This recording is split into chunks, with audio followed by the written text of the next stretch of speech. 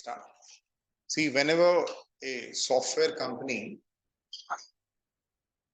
approaches to a client, okay, it normally performs some sequential step.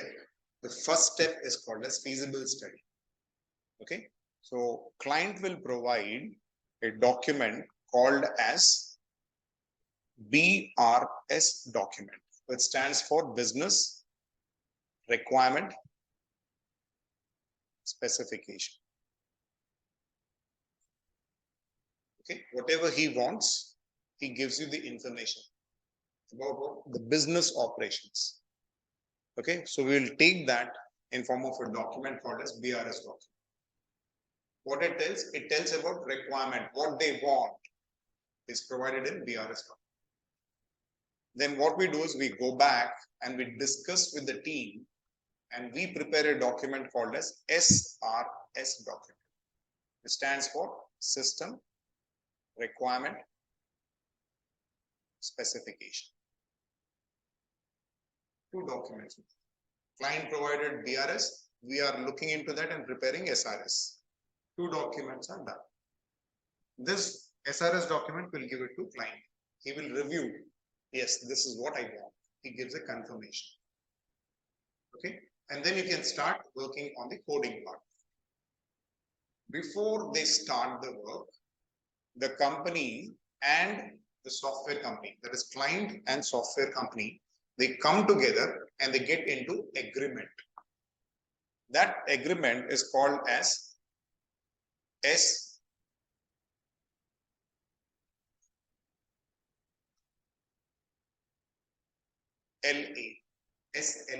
which stands for Service Level Agreement.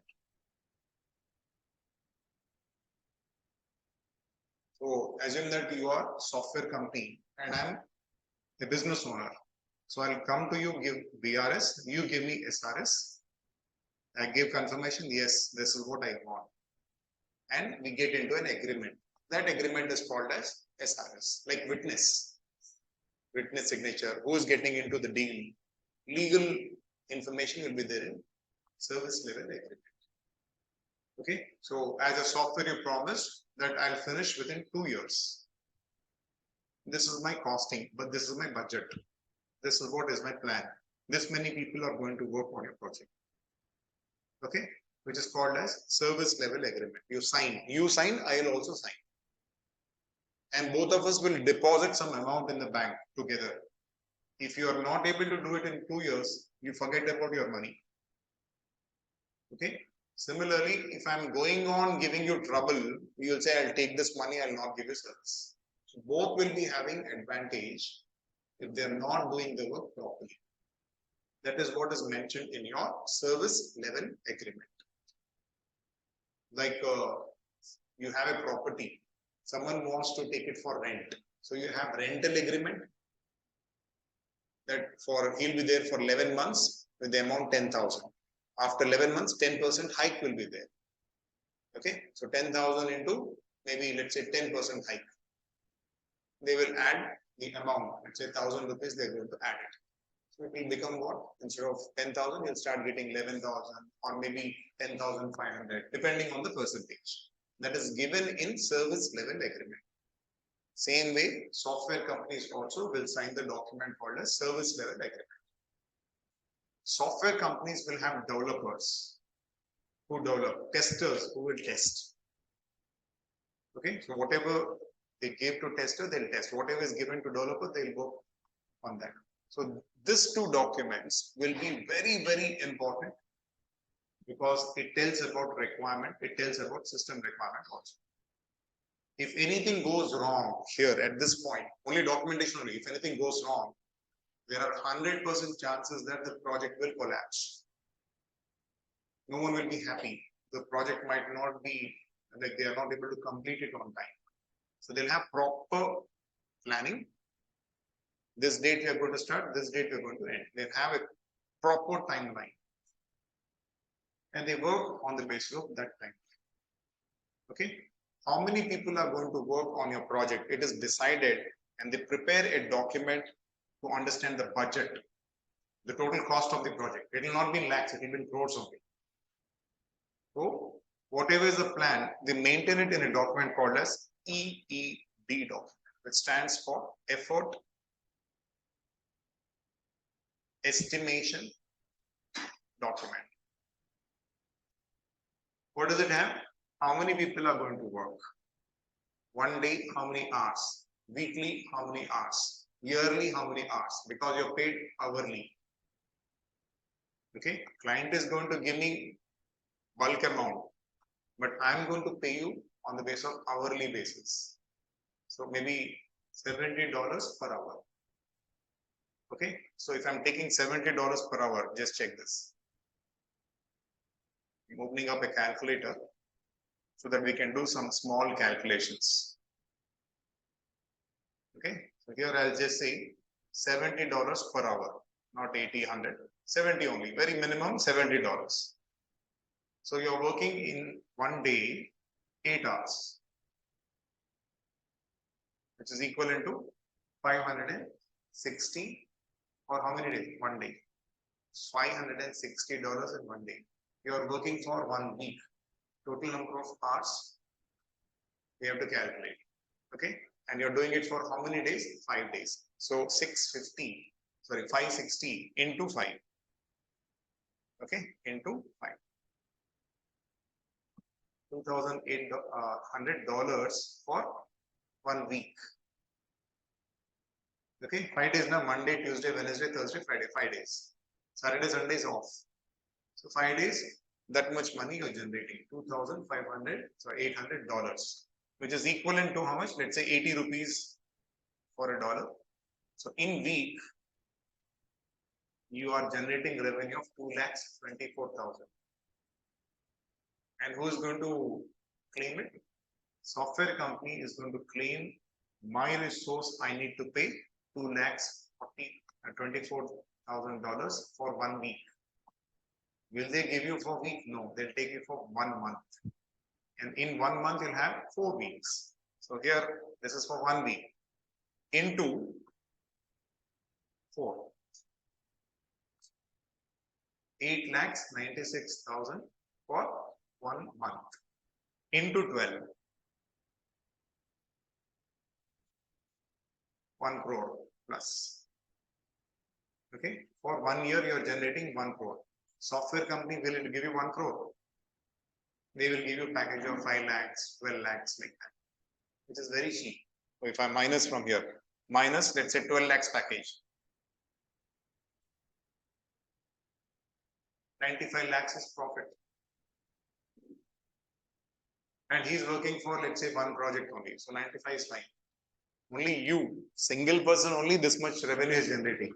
Assume that in a team, 7 people are working into 7. This is pure profit of 6 crores 68 lakhs. The software company is going to come. Okay, just like software companies need you, in the same way you're also in need of job. They compromise, they negotiate you, and they'll give you maybe 12 lakhs package, 8 lakhs package. But actually speaking, they're getting crores of money. Okay, for how many people? 7 people. So naturally, they'll provide you cab, they'll provide you AC, they'll provide everything you want, a cabin separately they'll provide. Okay, so that much of income is generated in software companies. And they have to take care of everything in detail, proper planning should be there. So effort estimation document will tell how many resources are going to work, what is the budget. Will I have profit? If it is profit, how many crores of profit I'll have? Not lakhs, crores of profit from one team. This is, I'm talking one team, 7 members, 10 teams, 7, 7, 7 into 10. If you calculate, it will go in billions. Okay, this is for one team. Let's say 5 teams are working. 33 crores for 1 year. If I have got 5 teams, 7, 7, 7, 7, like that, 5 teams. Okay, 35, total 35 employees working in one company. Okay, so software companies, they pay you more because they get more money, more revenue, and it comes to Indian companies in form of dollars, and they pay you in rupees. Okay. Without any work, they can hold you for a longer time. No work, nothing. You're still sitting, doing nothing. Still, they can pay you, because once you join in a project, they know that you will generate revenue in crores. That is the reason why they can hold you, they can keep you on bench, they can give you minimum amount, minimum salary, which is basic salary. Variable salary, they'll add it if you're joining a project. So they can maintain you for 7 years without any work. Okay, so these are the important documents. One among them is effort estimation document. Okay, similar to this, you'll have feasible study will be having a document called as feasibility report. FR stands for feasibility report. Okay, then we have got analysis. Analysis report will be there.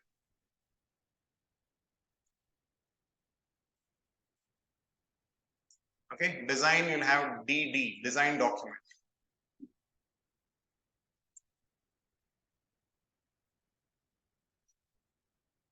Then you'll have coding, code as a document.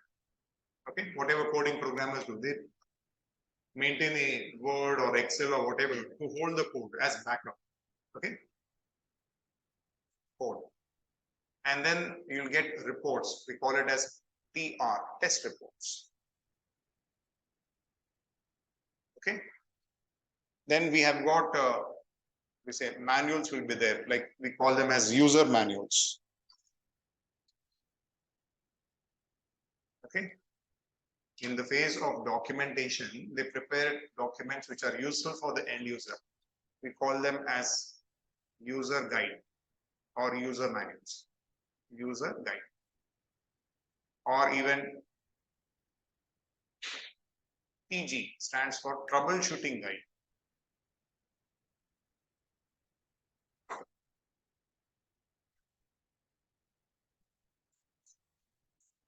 Okay, end user manual, like if you take watch, you'll have one slip in that, when like mentioned in English, Chinese, Japanese, whatever, Telugu also, they'll have documentation. If you get problem, do this. That is your troubleshooting guide. How to turn on, how to turn off, that is user guide. That will be provided. Okay, that happens in documentation. Okay, then we do hosting, which is called as implementation. We also call it as go live. Go live means implementation. Or even we call them as deployment. Okay. We have one more document called as DD, stands for, I'll say it as DOCD. It stands for document of done.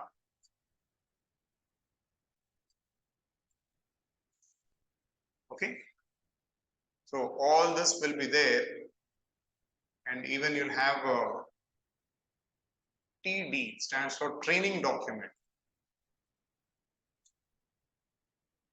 This is for end user.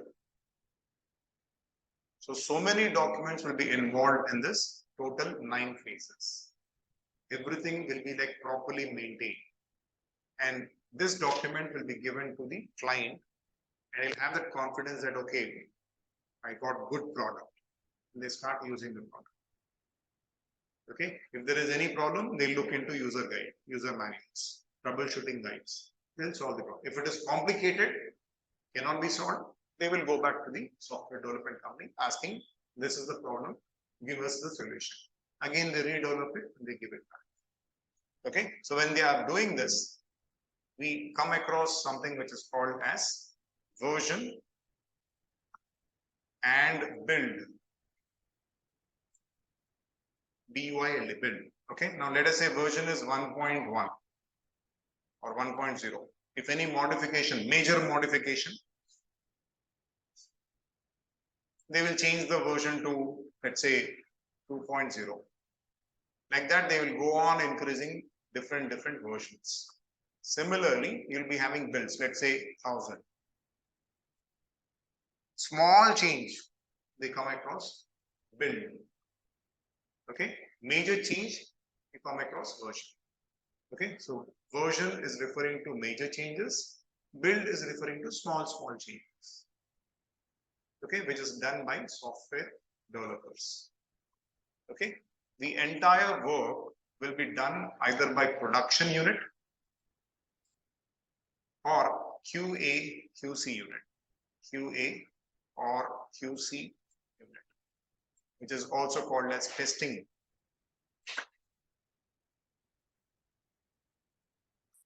Okay. So in production unit, you will have project manager, team lead, or I'll say it as technical architect, team lead, developers with experience. These people are experienced. And no experience, they call them as programmers. So many people will be involved in production unit. Similarly, in testing also, you'll be having PO, that is product owner. Okay, you'll have someone who's managing, it's called as Scrum Master. Okay, you may have team lead. In development also you'll have team lead, testing also you'll have team lead. Okay, then you'll have software engineers, testing engineers or test engineers. Experience, they call them as test engineers. No experience, they are calling them as testers. Okay, so that is how two teams, they work together, they coordinate together, and they come out with multiple versions, multiple builds, they test them, and they check whether everything is fine out. If everything is fine, they give it to the client. Project gets over within the deadline time. If they cross the deadline, they'll request to the client, we are unable to do this, can you push to the next level? Maybe 10 days or 15 days. Then they will be able to do it and give the final product to the client, which is called as go live or giving it to the client. Prototype they'll show and they go live. That means version 1 is given to them. They work, something went wrong, it comes back. They say requirement once again, we modify version 2, like that. It goes on like that. Okay, so I've told you about total 9 phases: introduction, feasible study, analysis, designing, coding, testing, documentation, implementation, maintenance, and training. 9 steps will be there. In 9 steps, these documents will come. Okay, this is only writing work, no practical. Practical will happen from here. Coding. Programmers and developers will write the code. Testers will do testing. So from coding onwards, everything is practically you have to do that. Whereas when it is coming to feasible study, analysis, and designing, it is only documentation. Design is design document. Okay, so agreement document, design document, BRS document, FRS document, these are all initial documentation. Once this is over, confirmed by the client by giving you money, it means project has to start. Then they start coding. Then they start testing. Go on doing that, documenting, everything is done. Finally, if it is fine as expected, they give it to the client as version and build. Clear, right? So that's it. So any questions if you have, let me know. Clear? Understanding? So this is what we have for our session number 2. Okay. Let me just stop recording.